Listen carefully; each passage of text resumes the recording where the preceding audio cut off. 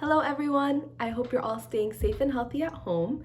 Today I'm going to be talking to you about the basics of infection control and how diseases are spread.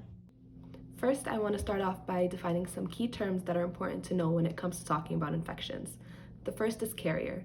The carrier of a disease is somebody who does have the microbe inside of their body but does not exhibit any symptoms.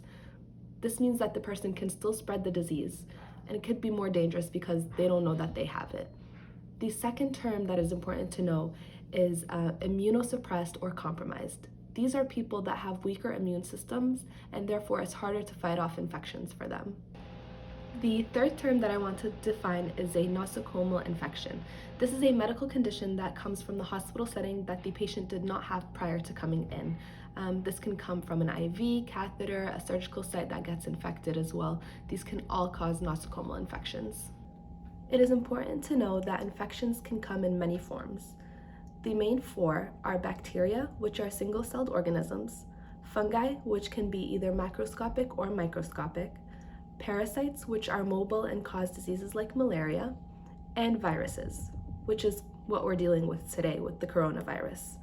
Viruses cannot live outside of a cell because they carry genetic information that needs to be inserted into the host cell in order to take over. It's important to understand that there are 4 different factors that need to be existing so that the disease can spread. In the case of COVID-19, the first is a host, which is a human. The second is the microorganism itself, which is a virus. The third factor is the mode of transmission, which is droplets. And the last factor needed for the disease to spread is a reservoir or carrier where the microbe can thrive. So what can we do to help prevent these infections? We can follow what are called standard precautions, which are used by healthcare professionals. These include hand washing, gloving, and personal protective equipment. We can take some of these techniques and use them at home properly so that we can help prevent the spread of the coronavirus.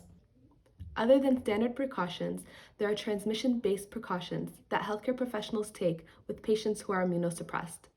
Professionals will wear respiratory protection when protecting against airborne pathogens. They will wear surgical masks when protecting against droplet infections. They will also use contact precautions and full PPE when dealing with virulent pathogens. Thank you all for listening.